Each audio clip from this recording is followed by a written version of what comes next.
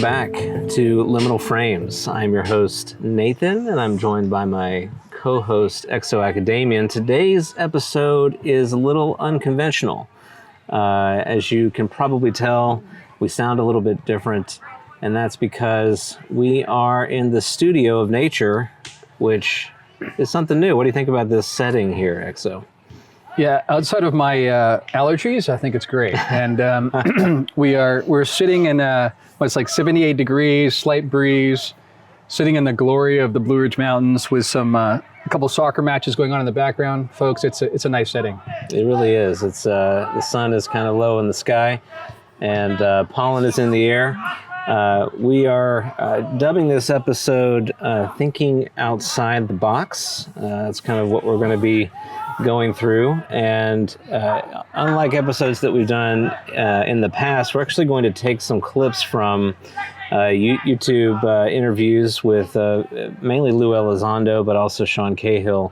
And we're going to take some of their thoughts and just kind of talk through them and unpack them and see where the conversation takes us.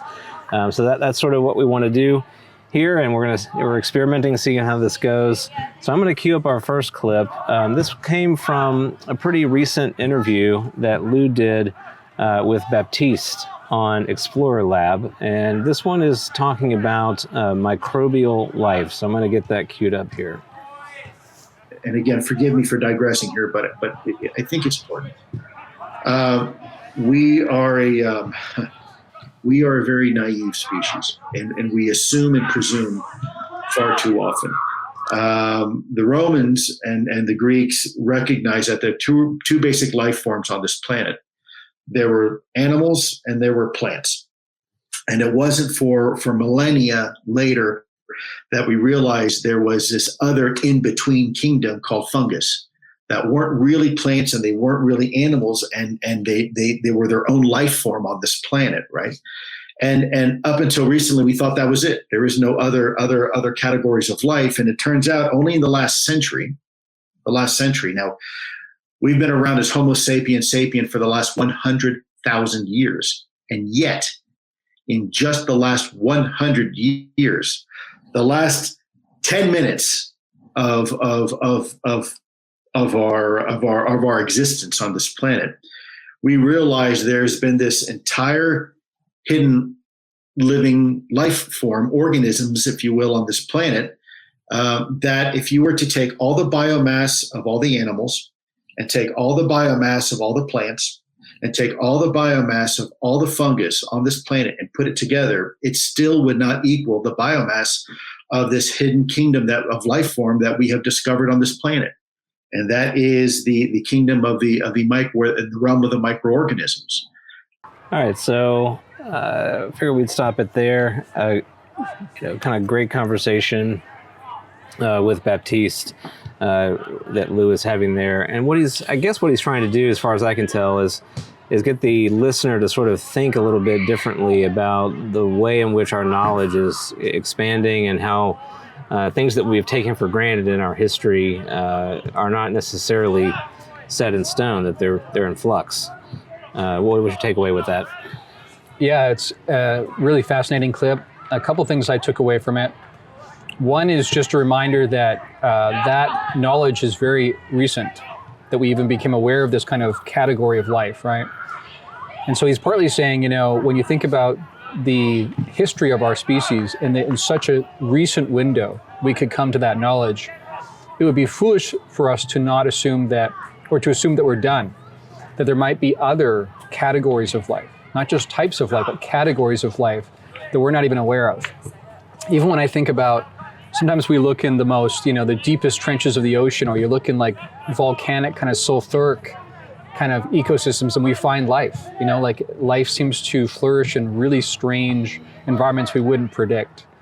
And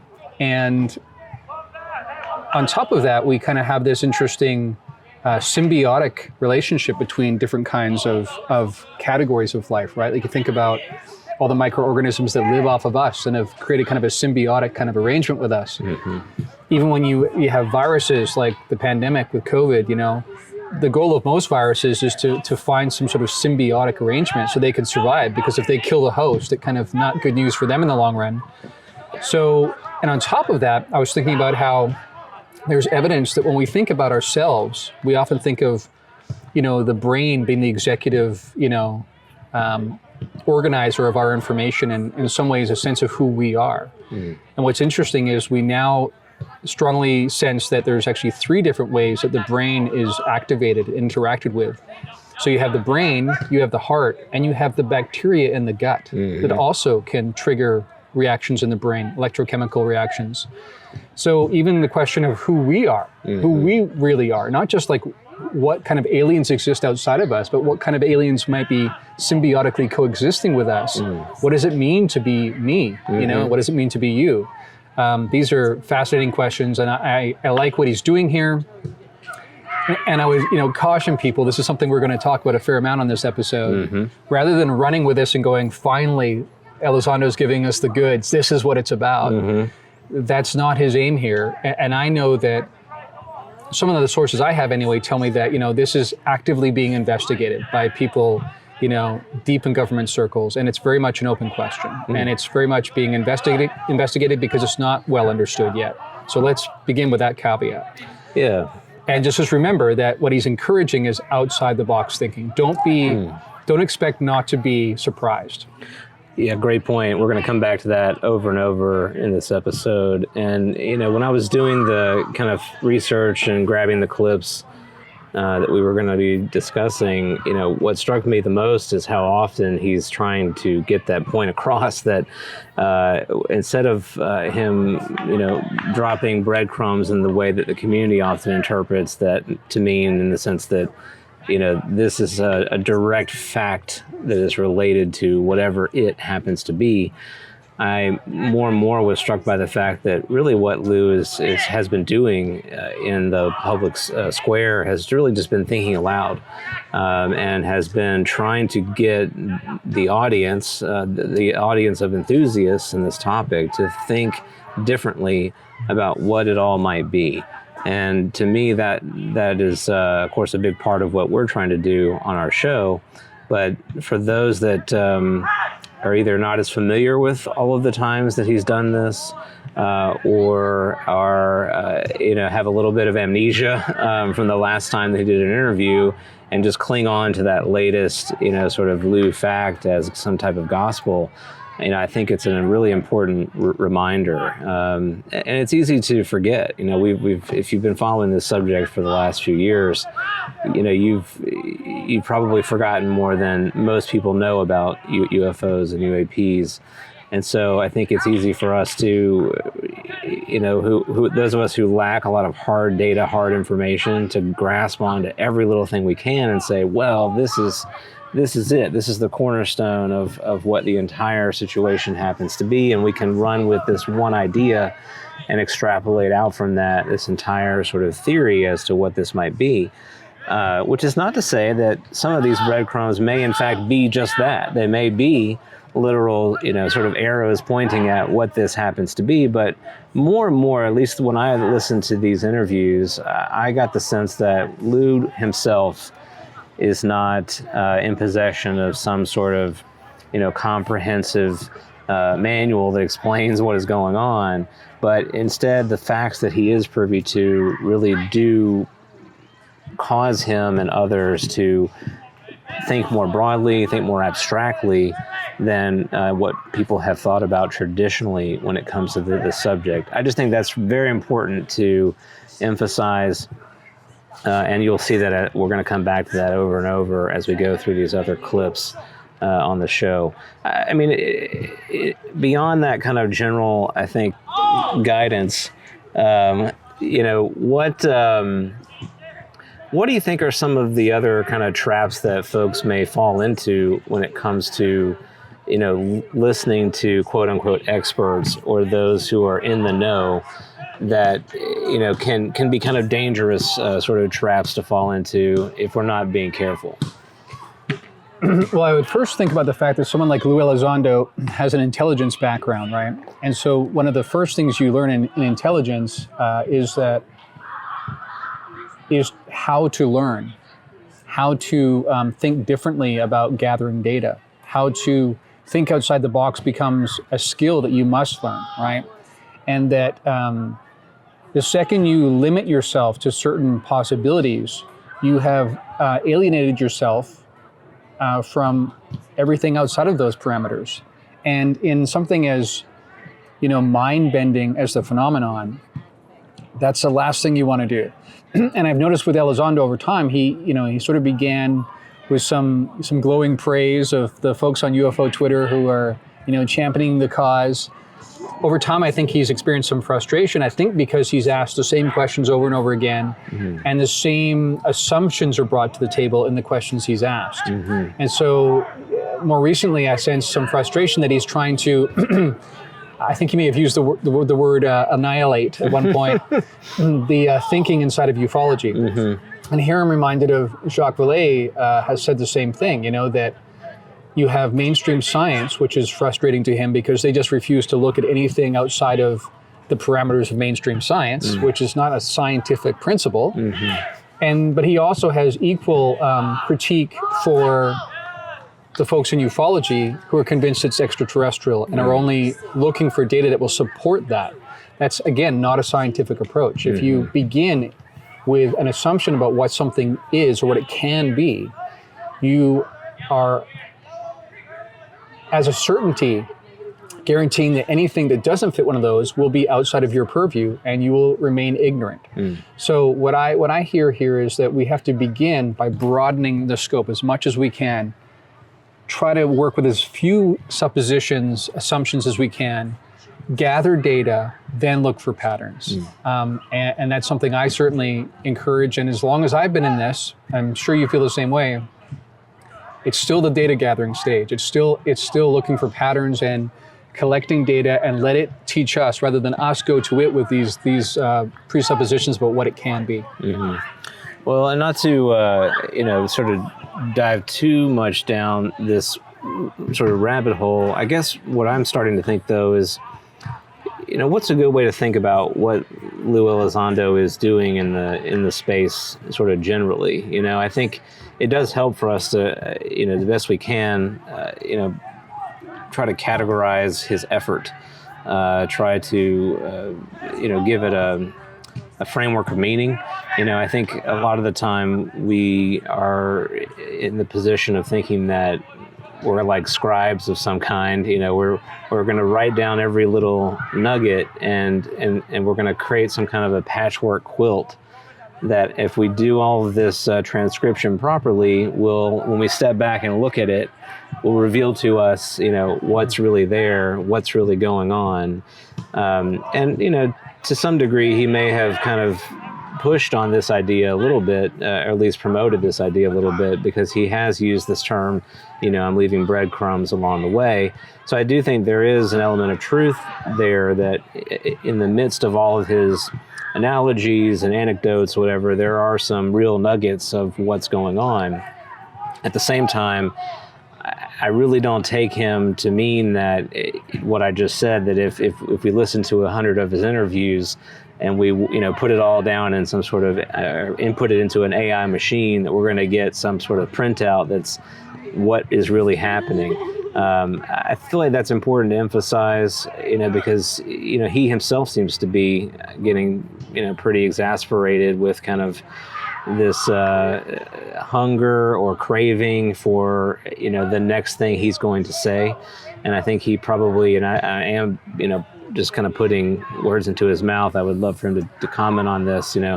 I don't think he's wanting that. I don't think he no longer wants folks to do that, and has probably gotten to a place where he has recognized that his presence in the conversation is becoming more of a detraction to this effort than maybe a help. But I don't know what you would think about that. What is the real purpose of all of these different opportunities to provide insight?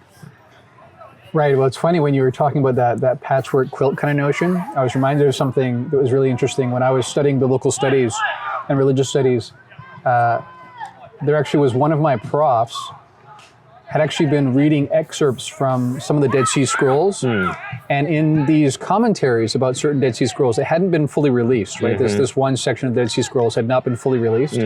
But what he was actually able to do was in the margins and in the quotations and the references, he was actually able to piece together an entire reconstruction of some of these Dead Sea Scrolls, even though they were not meant to be released. But he was able to put it all together.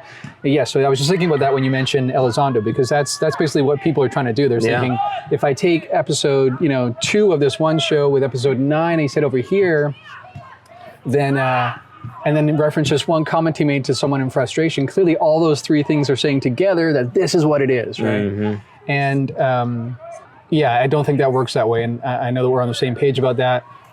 I think, I get the sense that he has seen himself as a kind of liaison or an ambassador to some degree, like he's trying to obviously gain traction in Congress, because he knows that in military circles, there's been stigma and various, thinking about this, people concerned about their careers, pushback, that they just haven't reported on it.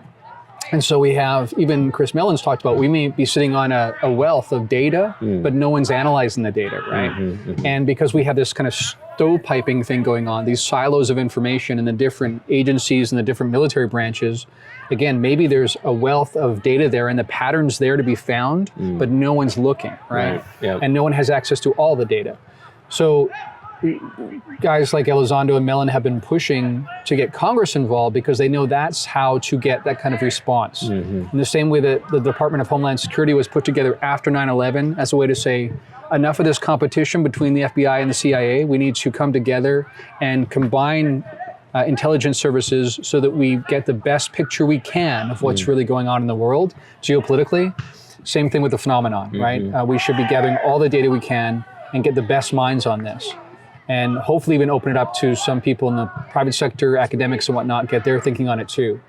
So I think he's been trying to do that, while also trying to pull along some of the people already deeply invested in this, and the UFO Twitter crowd and whatnot, but also trying to guide them down a slightly different path, a more open-ended path, because he knows if there's more grassroots, upheaval, kind of pushing for this, an uprising, that also is going to put pressure on Congress, and it will also help normalize this topic in the media and in our political circles.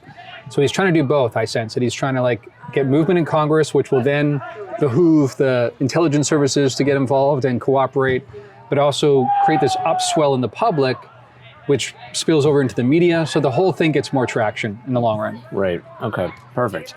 Well, I'm glad we had a chance to kind of talk about that, because I think it is important. I don't want to spend too much time on it, but I did want to make sure we gave it some attention. So the next clip that we can look at here is, let's look at a pretty recent clip. This came from the Artisan Tony show. So this was Artisan Tony with Alexei and Chris Lato. And Lou talks about the analogy here of copper, and I think copper smelting. So let's see if we can get that. I want to share something with you, and I don't want to cut you off, but this it's fascinating you say this, because I had a really good conversation with a dear friend of mine, and I won't say who, but guys very much into philosophy, and by the way, very qualified.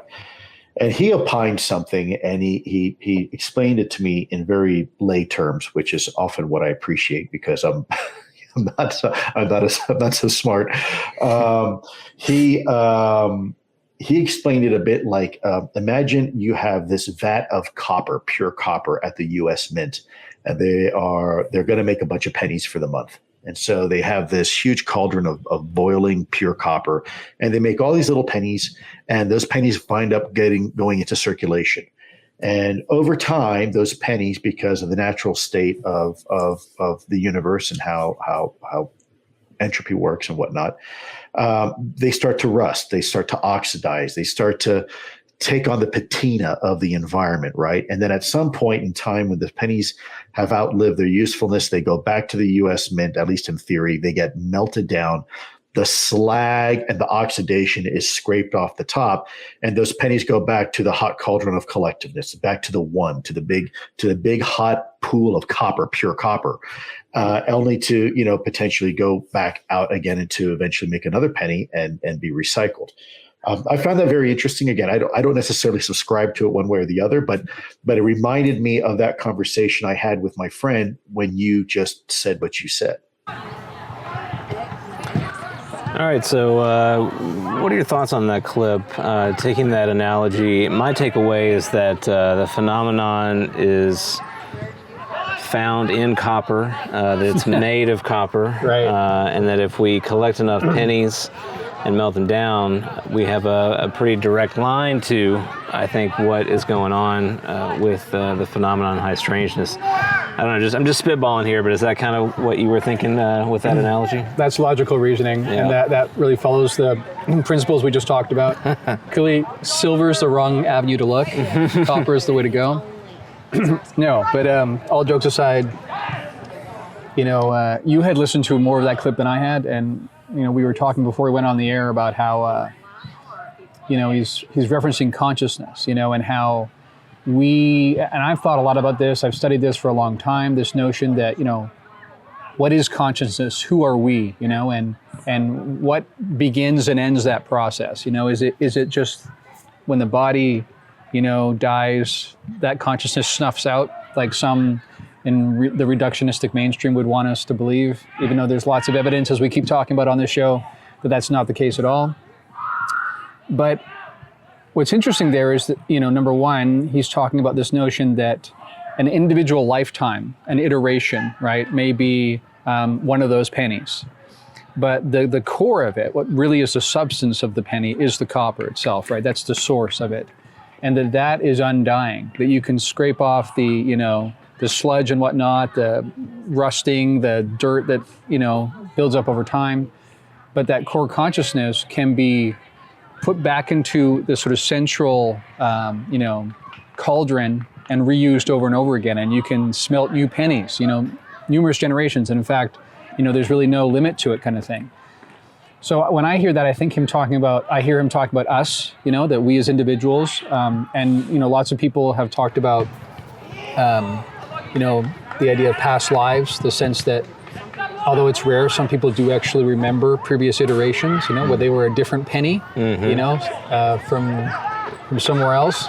But also that, I also take from that, and you know that I've talked about this on the show, that my sense is that there's kind of like a central repository of consciousness from which we all are a part, including whatever alien beings, are in the picture. Right. ETs, interdimensionals, whatever.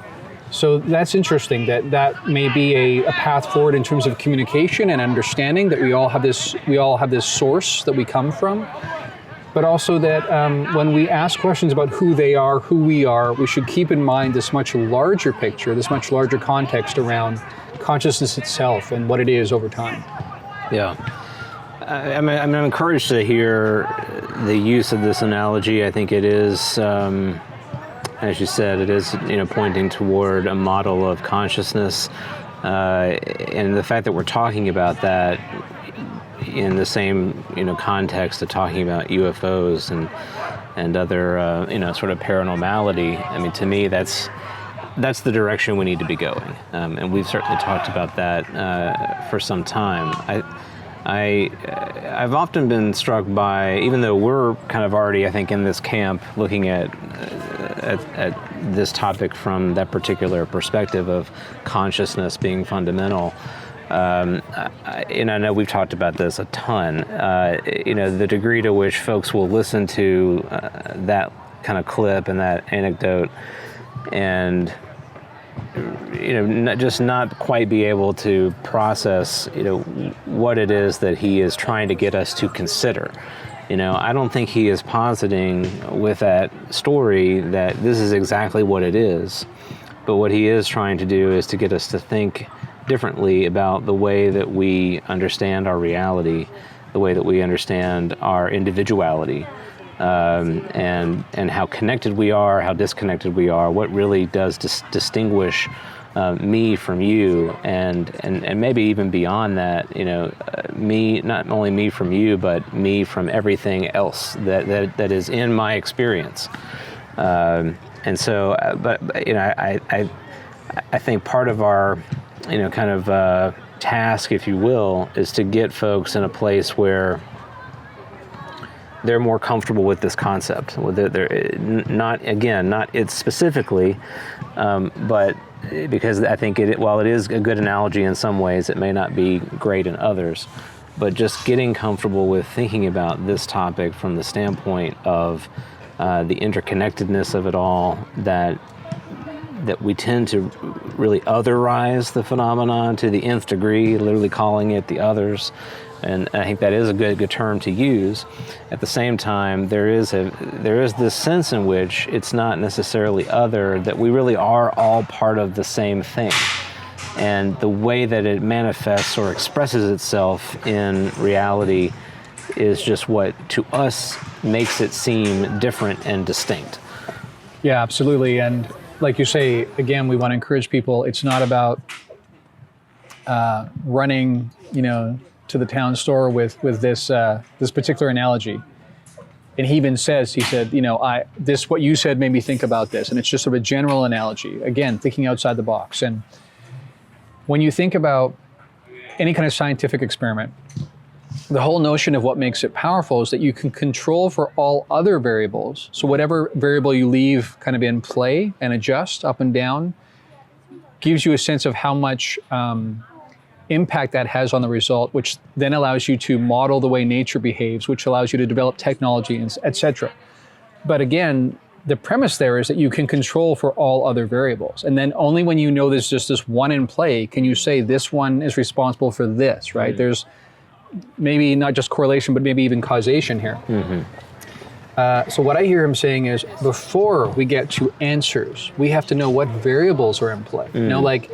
Is there just me, this iteration, mm-hmm. and then there's them, other iteration, or is it more complex than that? Just as we began talking about how our brain function can be impacted by the bacteria in our gut. Mm-hmm. Most people, when they think about me, who I am, what counts as me, they don't think about bacteria in their gut, right? And yet, when it becomes a sort of seamless process, we don't know any better.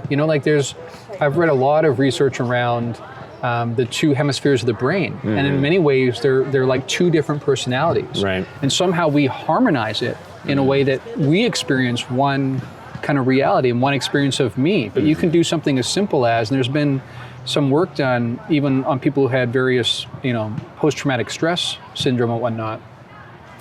For instance, there was this one guy who had been in Vietnam, and sometimes he would have PTSD in certain situations because one part of him would experience the trauma from Vietnam. Mm. And so at one point he was sitting in the doctor's office, and there was some sort of like bamboo kind of, fake stuff, kind of in the corner kind of thing. Yeah. And what they would do is they would cover one eye, which would trigger the other opposite hemisphere of the brain to sort of become active. Hmm.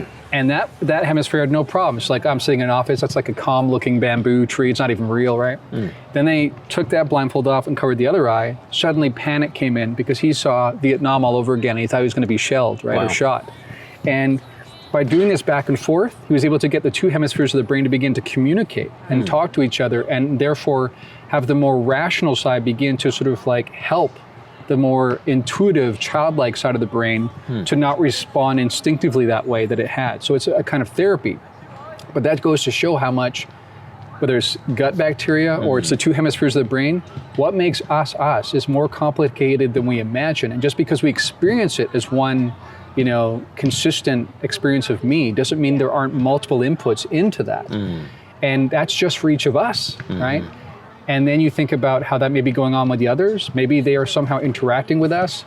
You've got Carl Jung, who claims that maybe the collective unconscious and the personal unconscious is partly in play here. We're talking about really thinking outside the box here. And that's what I sort of, again, hear Lou pointing towards. And I wholeheartedly agree. Yeah. Well, and two, I think there's this notion of time, or how time plays into that sense of self, that understanding of self. In his story that he's using, there is a progression of events, from the pool of copper to the separation, the creation of the individual pennies, and these are moments in time that kind of precede, one to the other, and it is that really time, that element of time, that allows us to formulate and have a persistent notion of self in a way that I think we might not have otherwise. So it's interesting that, for me at least, to think of it from the standpoint of what would a notion of me be if I didn't have this flow of time that I have experienced. If I were to step back and look at myself from a whole, sort of Nathan, from the first moment of Nathan to the last moment of Nathan, what person might emerge from that perspective? Or what if I flipped it? What if I, from the end point to the beginning, and kind of a Benjamin Button situation, how does that define who I am? So time plays a pretty fundamental role in understanding. And he talks about that quite a bit too, in many different places. The way in which we human beings experience time is certainly not the way that every sort of entity that we know of experiences time, from the smallest of creatures to larger creatures that live longer than we do on average. So their notions of normal or of a life well lived are totally colored by that period of time that they experience. Yeah, that's a great point, and I was thinking about a couple things when you mentioned that. Number one, a couple times now we've mentioned that show Arrival, that movie on here. And what's fascinating about that movie is, spoiler alert here, people who haven't seen it, but we see normal progression of time in the movie, right? Or what we think is the normal progression of time. And she's having what we think are these memories about this daughter that she had. And in the course of the movie, she ends up interacting with these alien beings, and part of her job is to try and figure out their language. But part of figuring out their language comes down to experiencing how they think, how they experience reality, and she begins to realize it's different. And even when I was studying psychology, psycholinguistics was one of my favorite courses because it's about the interaction between thinking producing language and then language producing thinking, very much being a kind of a circular kind of arrangement. Right. And so what she experiences as she interacts with these other beings, these aliens, is that she begins to experience time differently, partly because she's exposed to their language, their way of thinking. And so towards the end of the movie, we find out that actually she's having what you might call memories of the future. She's having flash forwards. And so that's fascinating in itself, just to think differently. Because like you say, who we are, our sense of self is so connected to time that you know what you had for dinner before you came here, and that gives you a consistent sense of self. I think again of some of my Buddhist training, and one of the things they really try to get you to do there is recognize how there is no consistent self. That to some degree that's an illusion. And again, it's this continuation of events over time that we can string together that make us think that it's one being, right? But really, we've lived enough life to look back and realize ways we've really changed. We've talked about on this show how even the worldviews we hold, the very way we see reality has changed several times over the course of our lives. And so when you really ask yourself, what is permanent? What is it about me today or Nathan today that is consistently the same, or what's the core, what's the copper there, right, with who Nathan was 10 or 15, 20 years ago? And it's a complex question. And again, I think to some degree it's illusory that we're one being. In many ways we're not. There's many ways that I'm very different than I used to be. I remember talking to friends I hadn't talked to in a long, long time, and they were like surprised how different I was. Of course, I don't really remember what I was like 20 years ago, but they do, right? So it just goes to show, again, we're widening the parameters, trying to think outside the box again. For sure. All right, let's take a look at our next clip here. So I'm going to take a look at this clip from the Theories of Everything with Kurt Jaimungal. And in this clip, Lou is talking about DNA as a type of technology. 1,000 years ago, say, yes, that was absolutely manipulated by an intelligent life form. Well, deoxyribonucleic acid may be one way to do it. You can put coding and sequencing in there that will perpetuate over time, and yes, you'll have some degradation over generations. But in essence, you could do something that way. And basically, it's a biological marker, right? So we have to be careful when we say we look for evidence, because evidence isn't just necessarily a spearhead found in the Bighorn Mountains from 11,000 years ago. It's not necessarily a pyramid sitting in the middle of a desert. It could be far more sophisticated than that. You said put it in orbit, right? Well, what if we put that, rather than in orbit, we put it into the human body? So anyways, that's I know it's a very long-winded way to answer that question. Yeah. All right, so that's a great clip. I really enjoy him talking about DNA, particularly in the light of the context of being a kind of technology. So, again, this is a good example, right? We have the community kind of listening to that and thinking, okay, DNA, we can decode it, or DNA is a kind of technology that if we just understood it better, it would tell us that, insert answer to mystery X. And again, while that may certainly have elements of truth, I'm not necessarily sure that's exactly what he's going for with that particular example. Again, he's getting us to try to think about ways in which elements that are in our environment that maybe too familiar to us can be looked at from a different perspective and be connected in some way, some form or fashion to what the phenomena may actually represent. Again, I don't think this is necessarily him saying, we're all alien hybrids, but it is, his attempt at getting us to look at something as simple as biology as as something that, maybe can be imbued with a little bit more intrigue than something that is purely just a part of, human evolution on the Earth. Yeah, that's a fascinating clip. I hear several things that he's intonating in that little clip. Number one is, where do we look for technology? Again, what are your assumptions? Mm-hmm. Do we look like SETI is trying to do, a fairly narrow range of evidence of, alien life? We talked about this before, how in some ways it's almost humorous that it was designed to sort of capture radio technology, radio emissions, because that was our big thing, cutting edge 60s and 70s, right? And how much that's changed already. But, because these things are costly and there's different groups involved with different agendas, it's sometimes slow to change the paradigm. And what he's talking about here, and this has become more of a recent thing ever since we, coded the genome and everything, is that DNA itself would be a great mechanism to bring about change. And it could serve a double purpose. One, you could evolve a species through DNA that sort of comes online over time, engineering kind of thing.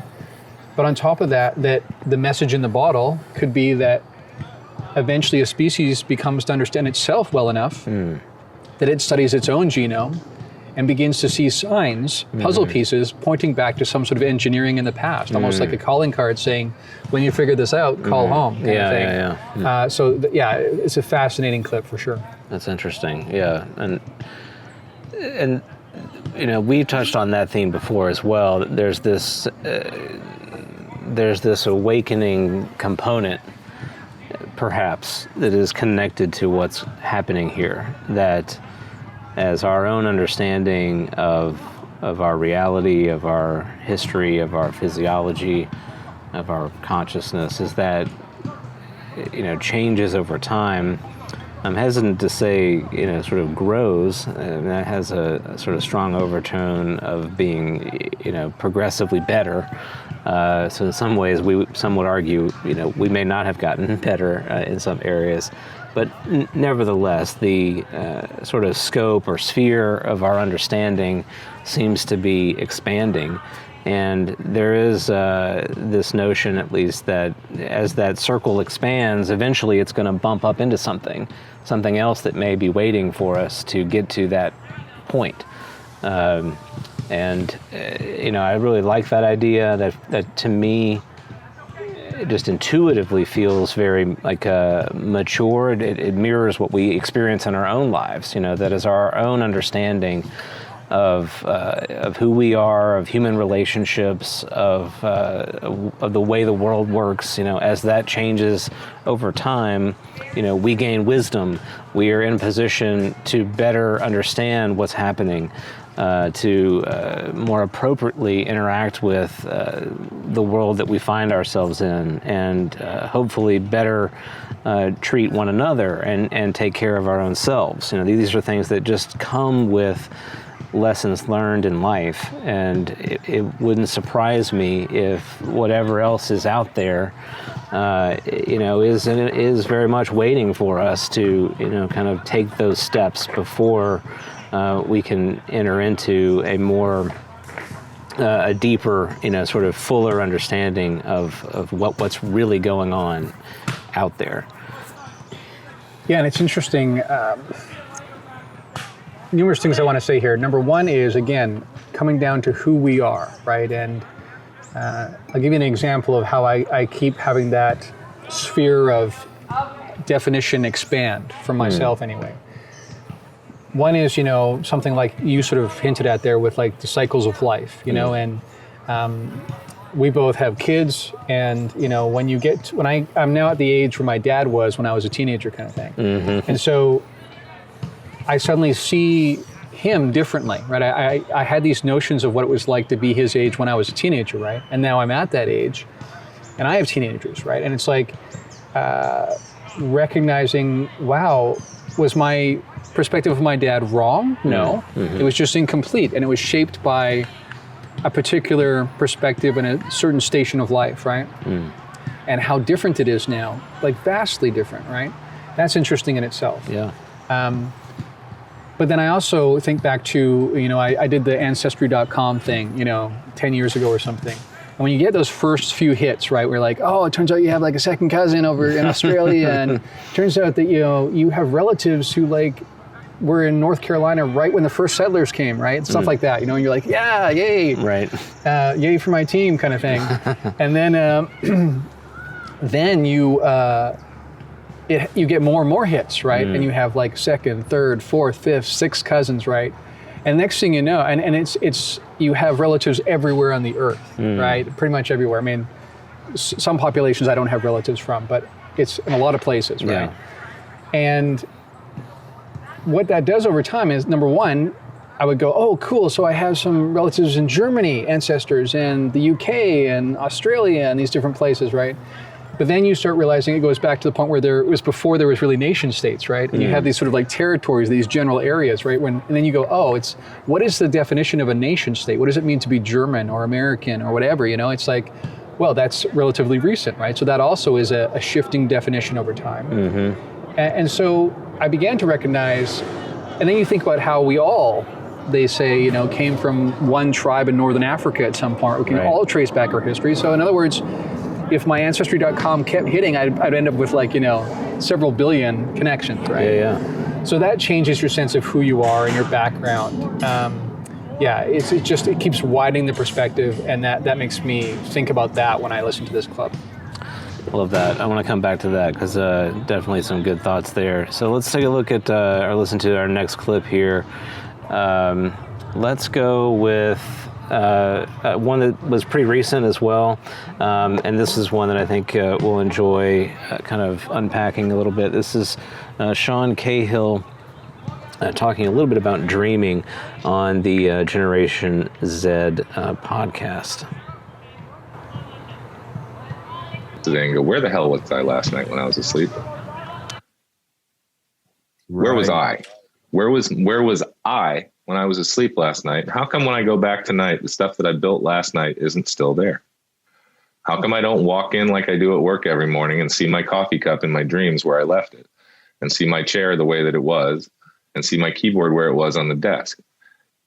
And yet when I'm here, If I put that coffee cup out in a field, it's going to be there 75 years from now if nobody messes with it. And if the environment didn't change based on all those movements we're talking about. I wish more people would sit down and actually ask that question, because most people wake up in the morning and say, I was just asleep. And if there was any aberration to that experience, it was just a dream. I'm not saying it was anything else specifically. I'm saying, how come you don't know and you just accepted it? You know what I mean? Like most of us, you don't just walk out and someone says, why is my face wet? And then someone goes, it's the weather. And you're like, oh yeah, it's weather. No, you learned that it's rain. You learned the difference between rain and snow and sleet. And, you have descriptors for these things. We just didn't stop short at weather. So why do we stop short with sleep and dream? All right, so I love that one. Definitely thought-provoking, and certainly right up kind of the alley that we like to occupy here on Liminal Frames. So yeah, we've talked about this a lot. The nature of our dreams, the correspondence between what happens in our dream states and our waking states, the fact that we even have this delineation in our experience, that we have categorized dream experience as less real than waking experience. We have this pretty clear marker there. I find that very interesting, just because we're in a sleep modality. That all the things that happen in our awareness and sleep time, we've just lumped into this imagination, sort of space. Yet everything that happens in waking time is not imaginatory. It is happening, and it is really real. Never mind the fact that both experiences are taking place in our thoughts, in our minds. And so, it's funny how you talked about earlier, the way we use language influences the way in which we think, and vice versa. I think this is a good example of that, because we have created, sort of these kind of distinctions and categories, and we've decided to make them different. We fall into this trap of thinking of them as something that is, completely sort of separate, apart from each other. I'm going to get some water while you take a stab at that one. Right. We both experience a bit of allergies with the pollen out here. It's this one. I really like this clip because I have spent a lot of time thinking about this and a lot of time investigating this personally. Altered states of consciousness, right? And I'll let people use their imaginations to think about how I might have experienced different states of consciousness. But even take something like lucid dreaming, which you can actually practice, train, and develop as a skill, right? And I use something called galantamine, which helps to increase the likelihood, especially if you combine it with certain behaviors like waking yourself up just before REM sleep and meditating on what you kind of want to experience. Then that, along with what this does to your brain state, the galantamine, increases the likelihood that you have very vivid dreams. And again, if you prepare yourself and you set these kind of mnemonics, you can trigger certain awakening experiences within the dream, right? And even as we're using these terms, it's kind of funny, right? Awakening in a dream, yes, right? We think about Inception or something, right? Multiple levels. But I've had experiences where I've woken up in a dream, and what's crazy about it is I'll know people in the dream that feel completely familiar to me in that state. And yet when I wake back up into the next level up, I have no idea who these people were, but what I'm left with is this feeling of familiarity, but no direct connection to who they are, right? Which is very, very interesting. And in the middle of these lucid dreams, I know I've told you about this before, I've done things like seen the red brick of a school building, and I go up and I rub the palm of my hand against it until it tears the skin to see if it feels like pain, and it does. I bend down and I look microscopically at a blade of grass and smell it, and it feels and smells completely real. And in that moment, the granularity of the experience told me, there's no way I can tell this apart from waking reality. Now, yes, sometimes the physics works different. You can fly, or gravity works differently, or things like that. But that's kind of a rule set, right? But we assume when we're in this reality, when we wake back up into our waking experience, that this is somehow categorically different, right? So what I hear Sean saying here is not just pay more attention to dreams, but comparatively, why are you so sure about what this is and you dismiss that, and why? And when we think about the data, again, from the free study, the vast majority of people experience these others in a kind of altered state of consciousness or a kind of alternate realm. And again, the problem is that we run into is assumptions, presuppositions, interpretations, valuations we make, where people say, oh, so were they really abducted or was it just their consciousness? And what does that mean, just their consciousness, right? In light of what we just talked about with dreams and lucid dreams and even psychedelic experiences, you can experience reality completely differently. And what's even more interesting is many people, even with near-death experiences, out-of-body experiences, again, lucid dreams, psychedelic experiences, they come back and they say, that actually feels more real than this. So qualitatively, all we have is experience, right? Even in our waking state right now, it's all we have. That's, everything else we surmise about reality and what it is and space-time and everything is kind of is built on top of that. But without conscious experience, we have nothing. That's all we know for sure we have, is that we're conscious and we're experiencing something. So these all are, again, ways of thinking in a more broad way, and it's a way to get us to think about the variables we bring to the equation and not be so sure that they're as fixed as we think they are. Yeah, and Sean's just, I know he spent a lot of time, thinking about this, not only from the standpoint of the phenomenon, but just in his seeking and understanding of who he is. And I think that there are so many practices that we can point to that, just like one can exercise and get stronger, over time through repetition, you can do the same kind of thing by exploring the sort of contours of your thoughts and your mind. And those who have done that, have really come back with a lot of powerful insights about the nature of reality. And we've talked about this too, that our own physics, our quantum sort of physics and mechanics is now pointing in a direction that is getting us to really take very seriously this notion that the material world that we have sort of long thought we've understood, or that really shapes every facet of the way in which we interact with our experiences, that may not be what we thought it was.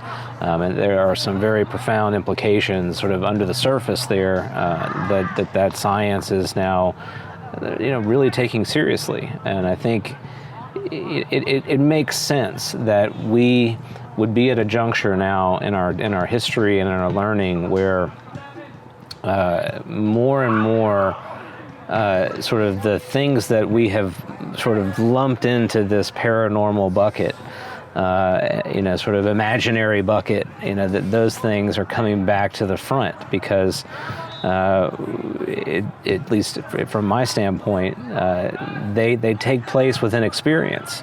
And we all have either our own personal stories or those stories of people that we know, people that we love, who we can't explain, the stories that we can't explain. And they are very real experiences. For us to say, that was all just something that you ate, or something that you drank or whatever, I think does a disservice to those people and to the gigantic body of evidence that we have for these things taking place. And so unless there's some sort of, completely bizarre, kind of common, brain wiring across all of humanity over time, that produces a similar kind of experience or set of similar experiences, I find that very hard to believe. I think that there really is something that that these things point to, and for us to be able to understand them, we have to go really through this path of what's taking place in our minds. Yeah, and it's interesting with what you said there. You made me think about. I've been really doing a deep dive into Donald Hoffman's work recently, and this also touches on what you were mentioning with quantum mechanics and whatnot. And in that clip, Sean said the thing about the coffee cup that we assume will be there 25 years from now, assuming someone doesn't move it, right? Right. But actually that itself is a very questionable notion. And Donald Hoffman's done some great work, and he's been researching this for decades. And that's a great example of where sometimes our intuitions are just wrong. And sometimes we hold them so closely, and we've held them for so long, and because we have a shared experience as being the same species, we don't question them. And yet he's not just run postulations, thought about things differently, but he's actually, plugged in mathematical theorems. And according to his research, the likelihood that we actually experience reality as it really is through our perceptions is pretty much precisely zero. That ironically, while our assumption is, a small insect or a microorganism doesn't experience much of reality, we're so advanced that we must, get really close to the way things really are. And yet his research shows the opposite, that the more complex an organism, the more abstracted away from raw reality its experience is. Wow. So it really comes down to not just that we get some things wrong, or we interpret them kind of strangely, or we get a close approximation, but actually that we really don't experience or perceive objective reality at all, like zero. Right. Like it's a 0% chance, basically, according to this math that's been run. Rather, he says that what we experience is more like a desktop interface. Yep. So because you're human and I'm human, and like we just said, we came from the same genetic background, ultimately, all of us, just like on your computer, if we run the same operating system, whether it's iOS or Windows, we have certain, a folder, right, which holds information, right? Now, of course, that's actually not what's really going on in the computer. We've got, binary code and zeros and ones, right, and transistors. But to make it simple for ourselves and for someone who's not computer savvy, we show them a desktop icon and we say, if you drag that into the trash can, that might be gone completely, right? Of course, that's not the literal truth. It's a convenient truth to allow us to accomplish tasks. And his whole point is that's what evolution has done. It's given us desktop interface with reality that allows us to stay alive, procreate, keep the species going. But just like a desktop interface is nothing like the underlying wiring coding of a computer, in the same way, again, not just maybe, but he's saying it's precisely zero, the chance that we actually experience objective reality, which in itself broadens the horizon, again, makes us think outside the box. We shouldn't be so sure at all that what we experience in our waking reality, the trees that are around us right now, the soccer games going on in the background, who's to say that's really what's going on, or is that just the representation of this corner of our desktop interface? The more you look into this, the broader the questions get, and from my point of view, the more fascinating it becomes. Totally, and this is a great segue to, I think, the next one that we're going to take a listen to. It's going to be one that we'll probably spend the rest of the episode discussing, because it does get at, what is it that we really know? What is it that is really going on, and getting us to question sort of all the things that we have assumed to be true that may not be true. And this is here I'm referring to the classic Luis Elizondo talk where he elucidates and expands on what he meant by using the word somber. So I'm going to pull this up. This was on the Theories of Everything with Kurt Jai Mongol. The last time we spoke, there were two comments that you said that stood out to me. Well, one was the somber heard around the world, in a sense, and then you clarified that, or you added to that by saying sobering. Oh, I was wondering, we can get to that. And then also you mentioned that the charlatans of the world will be shown to be charlatans. And I, again, don't know much about this UFO community, but people in the comments were saying, did he mean Stephen Greer? So why don't you comment on that? You can be as diplomatic as you like. I know that you're a relatively diplomatic person. Yeah. Let me start with by somber or sobering. Imagine everything you've been taught, whether it's through Sunday school or through regular formal education in school, or what our political leaders have told us. And yes, even maybe our mothers and fathers around the dinner table have told us, or maybe at bedtime, about who we are, right? And our background and our past.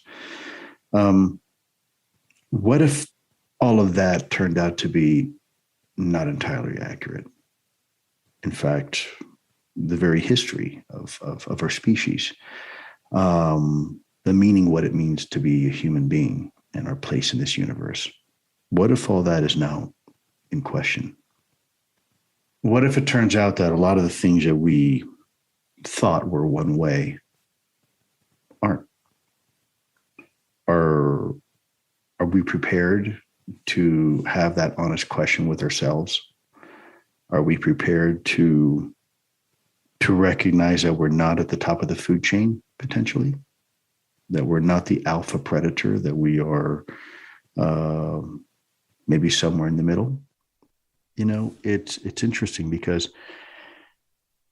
I was having a discussion with a friend not too long ago. A really, we call them graybeards in the government. Really, really smart guy. I'm not going to mention his name, but I was talking to him probably a couple months ago. And this is a guy who was always paid to solve the hard problems for the U.S. government. Cold War. How do we solve that, right? How do we do these big things? How do we go in and beat the Russians at their own game? So this guy I respect tremendously. And we had a conversation. He said, you know, Lou, mankind's been around for a little while. And for most of that time, mankind's been around. We've been smack in the middle of the food chain. We've been, we ate a lot of things, and a lot of things ate us. And that's just the bottom line. And about 70,000 years ago, something fundamentally changed. Something changed. And our species was instantly catapulted to the very top of our planet as far as predatory animals. And now all of a sudden, we became the most feared. We were the most lethal and the most successful. Yeah, so that's the clip that people talk about. There's been videos sort of made about that. Just a great exposition on our place in the universe as we understand it. And sort of this notion that this topic, the topic of UFOs and the phenomenon high strangeness, may very well rewrite everything that we know about who we are. To me, that is very profound. It is somber in the sense that there's so much that we have built on top of these structures of knowledge that we all have inherited. When we're born into the world, we come into onto a stage that we have not created, and we're playing a part on that stage in a play that we are really kind of learning the lines as we go. And so then to find out that what we thought was incredibly firm and sure and solid is very much not the case, and we're going to have to do a lot of rewriting and re-understanding, and that can be very destabilizing, particularly as that process really trickles down into all facets of our society and then into our understandings of our own selves and our families. So you can very easily see how this new knowledge, new awareness really changes the game. So, and then he also talks about in that clip this famous sort of 70,000 years ago that something dramatic changed in our trajectory. We went from being in kind of a type of homeostasis with our environment to being, this sort of amazing apex predator, and plenty of examples of us hunting to extinction the megafauna that populated pretty much every landmass on the globe. And so the sort of hint there, at least a lot of folks have taken it to mean to be a hint, that there was kind of a hand in that change, that it didn't just happen by happenstance. It was directed and engineered to some degree. I've always wanted to get your thoughts on that. Do you think that is that's something that we can take to the bank, that there's a real indication that something may have happened around that time, and if so, what might it mean? Yeah, that is the mother lode clip for sure. Let's sort of break it down a bit, a few things at a time, and remind me if I miss any of the elements. First on this, these words that he chose, these terms, right? Somber and sobering. So I remember when that first came out again, I was a tad frustrated that people said, "Oh, Lou's saying it's bad news." I mean, what else can those words mean? So basically, it's Independence Day. We're in a tough spot. They're going to come here with their entire armada of alien ships, and they're going to we need Will Smith to save us. Right. It's our only hope. So and what he's really saying is that if you have a lot of faith built up around the way we interpret our history and we interpret reality, and defining who you are and who we are as a species largely rests on those presuppositions about who we are in our history, maybe even our religious history, then you may be in for a rude awakening of sorts, because what we learn may call all of that into question. And that is sobering in the sense that it makes you stop and think, it gives you pause, right? It doesn't necessarily mean it's negative, right? It just means some people get very attached to a certain definition of who they are. And again, going back to my Buddhist training, they really try to get you to not do that, to loosen up those connections, because actually freedom comes in not being too closely identified with any perspective, any identity, because it actually creates suffering, because you can lose those things, right? Whereas life is just shift and change and constant movement, right? So I don't, my personal experience when I hear that is not one of a sober experience, because I already see reality that way. I've already, as we've talked about already on this episode, been through several iterations where the way I saw myself, us as a species, reality has shifted. That's number one. Now, on this question of this, he's kind of implying a kind of bioengineering that happened 70,000 years ago. That what he's basically saying, and I've heard this, mentioned elsewhere, is that the evolutionary process itself should show a certain kind of progress, a certain rate of progress, right? And as far as we understand it. And there's this leap that happened 70,000 years ago that even evolutionary biologists have a very hard time explaining according to how we understand evolution. Now, some might argue, well, maybe there's just variables we don't understand yet. Or, as he's implying, in this context, when we're talking about alien life and all of this, maybe some greater intelligence came in and did some editing in real time, uploaded some new source code, so to speak, into our DNA, and that suddenly allowed us to take a very different place, different position within the entire biosphere. That seems to be what he's implying. What do you take away from it?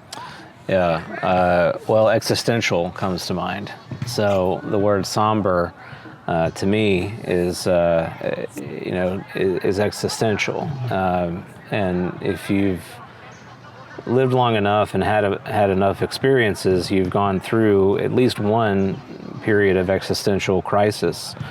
And that doesn't mean that you're dying, That means that the world that you knew, that you thought you understood, is not there anymore. It's gone, it's changed in a fundamental way that then changes everything else about you. And it's usually in retrospect that we look at those moments and say, I'm glad that I went through that. I'm glad that I had that experience, because now I have a better understanding of who I am and how things function. And I feel that I am better prepared, more mature, wiser. With luck, we can all look at those experiences and come to that conclusion. And so that's what I think about when I think about somber. I think that it is a confrontation to us as a species. It is a catalyst. It is a moment of change that we are going to have to wrestle with, that will redefine who we are, and that will be challenging. Will come with some serious dark nights of the soul, and sort of force us to take a hard look at ourselves in the mirror and kind of say, what's really going on here? But just like the experiences of our own lives that I just mentioned, I'd like to believe that we will push through that. We will do the work, that we can do the work. You know, I'm an optimist. I'm hopeful that we have the tool set, that we can do the work necessary to arrive at a point in the future where we will look back and we will say, you know what, I'm really glad. It was better to have known that than to have been in the dark. And I'm grateful. You know, so that's what I think about when we get into this subject, and you know, that's why I'm very optimistic and hopeful that as this you know, continues and we, you know, get more of a public discourse around this topic, that it really will elevate, you know, kind of who we are and where we are in our point in history. Yeah, absolutely. I agree with that. And yeah, existential crisis is a great term to use. I think that's very apt.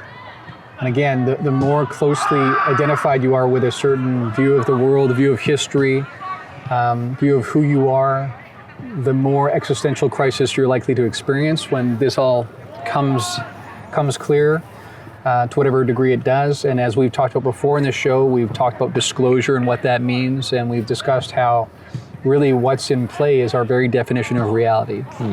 You know, full stop. Mm-hmm. Who we are, who they are, what is reality, what is the waking experience, what is dreaming, are these just different modalities, you know, what is life, what is death, you know, what is reincarnation?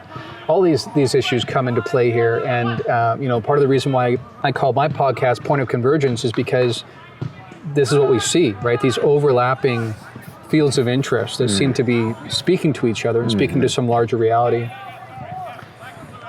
Yeah, I think we've talked a fair bit about, you know, who we are, where we come from, biology, genetics, that kind of thing.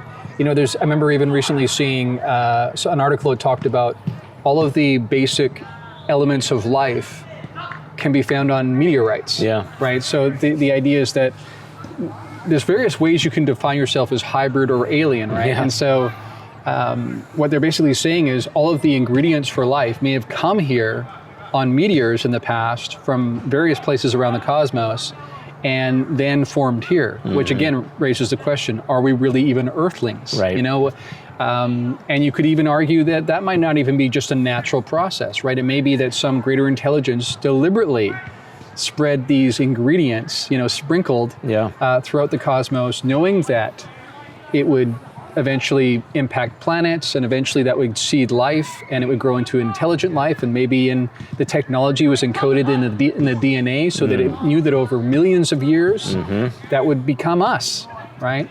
And again, I'm also an optimist when I think about these things, and what I see is, I'm not saying it's all, you know, love and light and it's all, you know, glory, right? But I do think what's in play is maybe a kind of family reunion of sorts, which is much broader, much deeper than we've previously assumed. I love that idea. And, you know, some of you may not enjoy family reunions, but I always find them really interesting, you know? They are definitely that. It's like Thanksgiving on steroids, but opportunities to connect with those in your family and extended family that I think, you know, kind of better give you a chance to better understand who you are. And I'm always for that. You know, the more that we can understand who we are and our motivations and the way we think about the world, I think that's a good thing at the end of the day.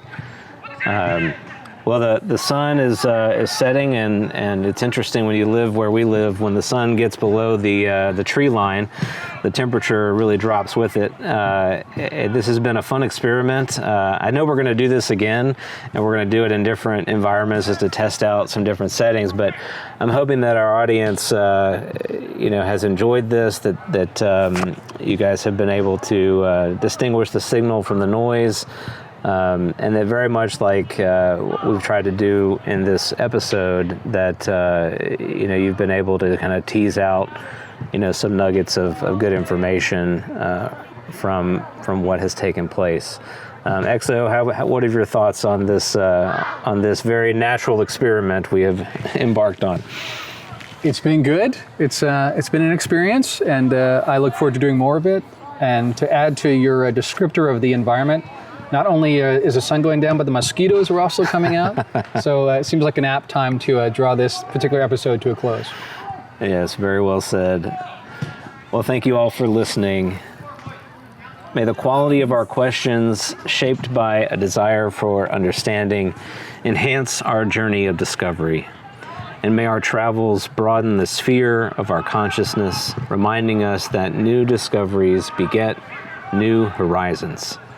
As always, adventure awaits. We'll see you next time on Liminal Frames.